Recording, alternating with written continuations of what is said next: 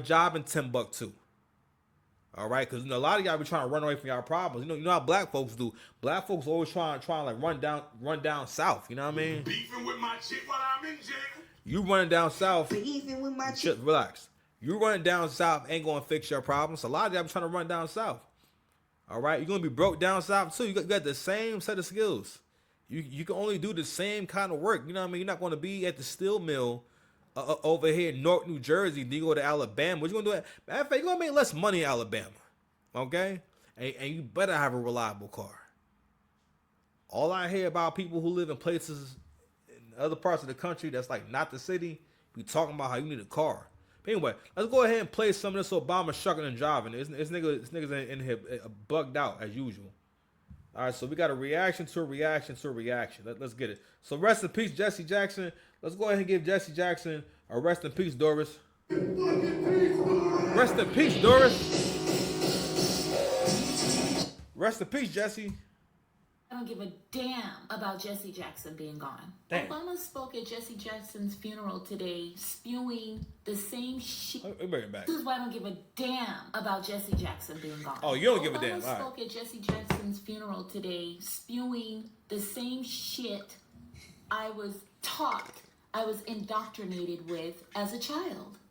We are living in a time when Yo, not him touching the top of his head. Yo, like Obama was talking like this was the God honest truth.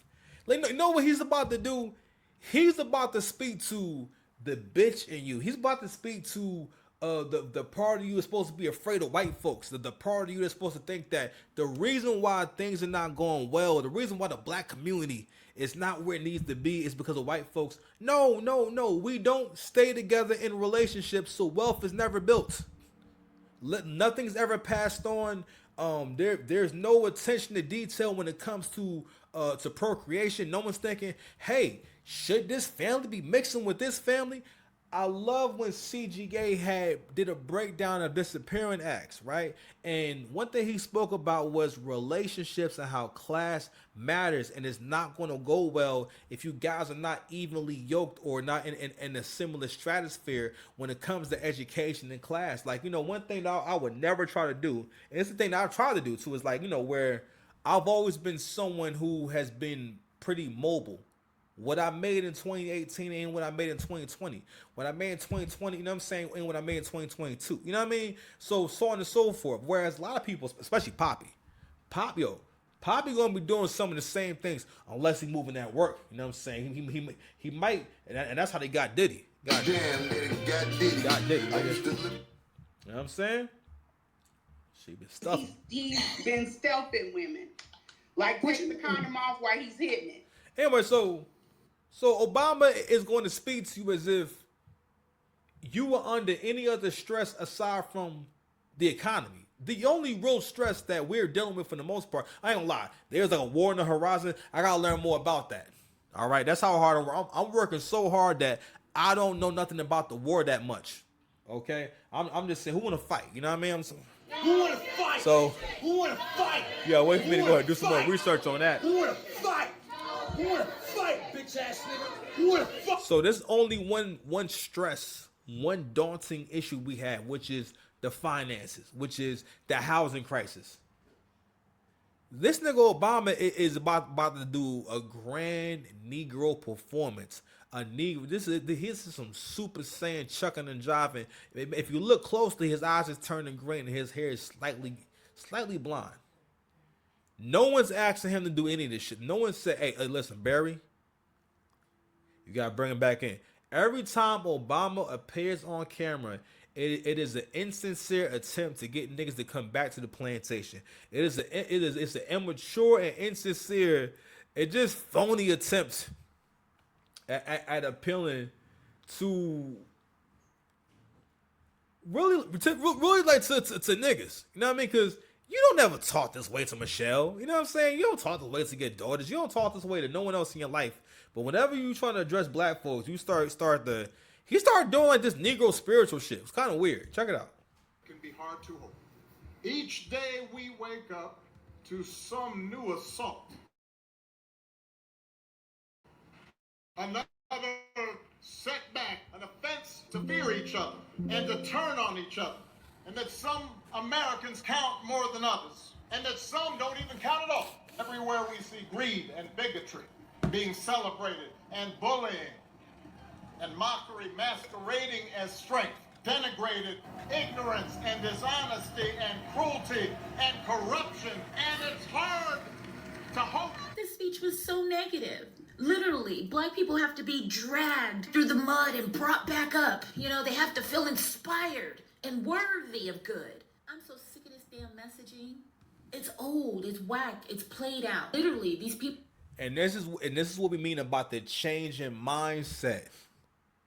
It's how you look at things, how you process things, the abundance mindset. Like I was saying earlier, right? When I was having my problem, when I was able to accept, I said, well, first and foremost, I got to make my mind strong, right? So sidebar, you got to feed your body in a way where you can grasp logic.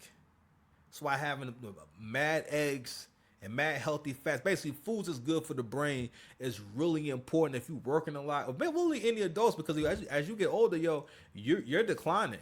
So you need more vitamins. You need a lot, and you ain't gonna get it from a freaking pill. These eggs, steak, as much as possible. All right, because you're declining. I'm seeing like, I gotta get on it. I gotta really get on it. But anyway, but the point being is, our thinking is changing. We're starting to hear, because when you heard everything Obama was saying, he really didn't say shit. You realize that he never gave us a noun, a person, place, or thing. Whenever someone's telling you some shit, and they stay in like the descriptive realm where they just saying a series of things, and sometimes it's hard to hope. People are bullying. We're seeing bigotry, this and that. Okay, put a name on it, ho.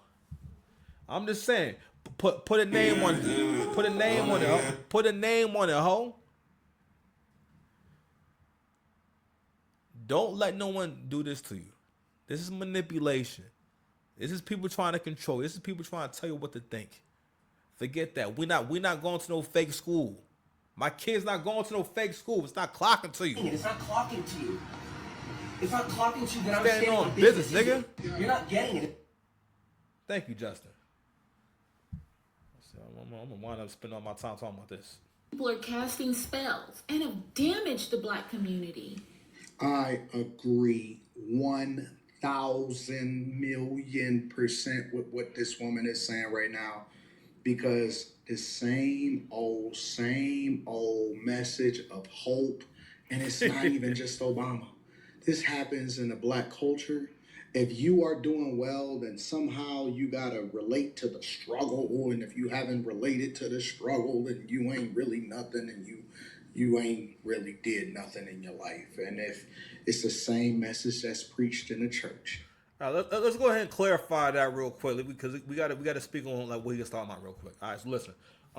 Before we can go any further, we gotta always reiterate these points, because maybe your first time watching me, right? So, as we know it, black folks, as we know it, whether you see it this way or not, all right, and maybe there's a spectrum for how you see all this, and maybe whatever, right? But the point is this: when it comes to blackness, I think we don't be thinking about what is your idea of blackness and what does it mean to you, right? So most importantly, let me give you an example. So always made this point about the black dude coming home from jail is so much more likely to get a party and a celebration and to get gifts. When Big Meech came home, it was an announcement. All right, people made content about it. All right, all types of shit. Matter of fact, his son got on Power off the strength of him, or something like that, right? When Max B came home, Max B just did almost 20 years over a robbery gone bad that he wasn't even at, but a dude wound up losing his life. All right, and I don't know all the specifics about that, but that's an example, right? What I'm saying is that those are the kind of people in the community that will get celebrated, that get the most attention, and get talked about the most. So that also speaks to what we think is cool, who we think is honorable, right? And who we look up to. And for the most part in the community, there is a hierarchy, especially with black men. All black men feel this, it's like an unspoken thing about your masculinity is not defined the same way that Hector or Brad's masculinity is defined. You have the unfair pressure of crashing out because you're not really a black man, right? Especially before 2021. You are not a black man. You're not an honorable black man if you are not willing to risk your life, your well-being for a black woman with some kids. It's not clocking to you, nigga. Hey, it's not clocking, it's not clocking to you. If I'm clocking to you, then I'm standing on business. Oh, listen, hold on, what? Tonight I want to see you What? use that gun. Yeah. Yeah, we in here talking. But not real talk though. There's this unspoken thing amongst black men in terms of like what makes you black, what makes you a man, and most of it has to do with intimidation by way of my willingness to crash out, my willingness to put it all on the line, whether it's risking my life, i.e. like Aaron the plumber, right? Aaron the plumber for the most part is mostly he mostly a crash out. Somehow, as soon as he got on reality TV, within the first episode of ever being on reality TV, you wind up getting into a fight. You got into like several fights on the first show you ever been on. It's weird. But anyway, that's what I think about when I think about this, like this archetype of crashing out, and we look at that as honorable. We look at that archetype as someone to listen to. No, that person is an idiot. That person has no long-term thinking. They have no foresight. So there's that, right?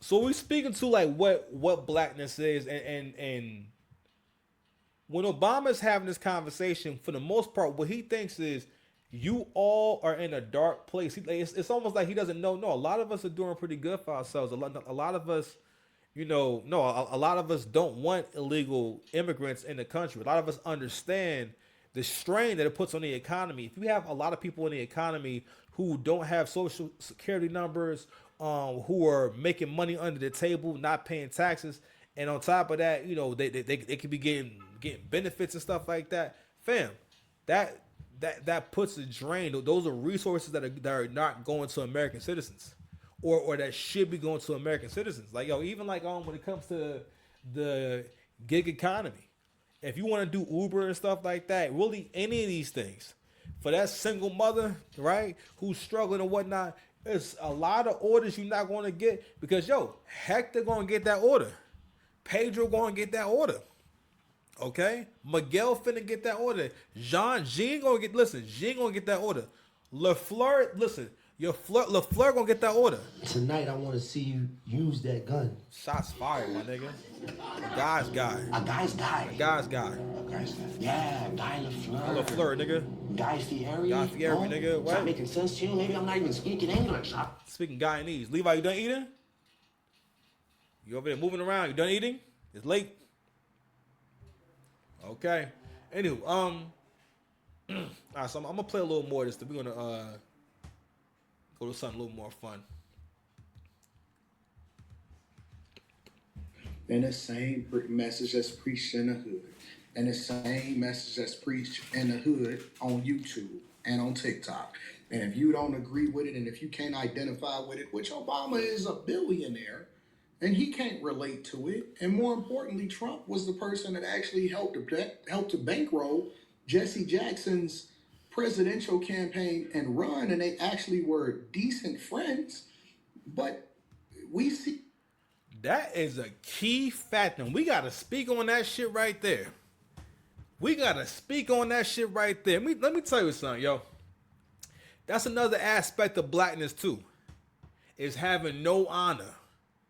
Having no respect for history. Like, people who are really ghetto, they give you a feel for like, don't depend on me, don't rely on me, and I will turn on you at any moment. Like the person who got me into the my first business, right? The person who got me into it, she a real hood rat chick. You know what I mean? Crazy work ethic and everything, and I definitely always credit her for giving me the hunger. Because without her, I wouldn't have never got my taste to like getting money. and making some real money and whatnot. And because what it did for me was, excuse me, changed my mindset on what I thought was possible. So I always credit her with that. But she still's a dirty hood rat chick. You know what I'm saying? She moved dirty and she freaking crazy, right?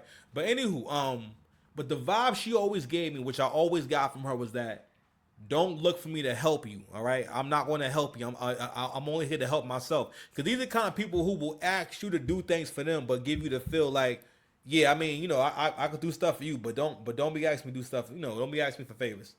Levi, go clean up, please. I'm looking right at you in the mirror. Go clean up, please. No, go clean up your area in the living room. Nope. We ate at. Okay? Nope. Yeah, so like you notice that, like, again, the lower you go, all right, the worse someone grows up, because people who grow up like that, they grow up with a scarcity mindset, and the way that they express it is they express it like, yo, I can't spare nothing, I can't help, but I want you to do this favor for me. I want you to give me this. I want you to sacrifice this for me. All right. So another I can't say a byproduct of survival mode is a narc mindset where you become extremely self-centered. Right. And but a part of it is that, yo, you always think that you're not going to have enough. So therefore, you know, I'm not going to help you. Well, not even that. That's also a sign of someone who has very poor mental health. If you ever come across, have a friend who can't show up for you, they can't, especially like if you have like your own place.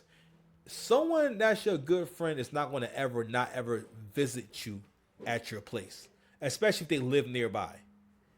If you have a friend and you see stuff like that, that's always a sign of poor mental health, when someone will not come to you, or they won't make the effort to come like hang out with you in your space. Especially if you've invited them, you guys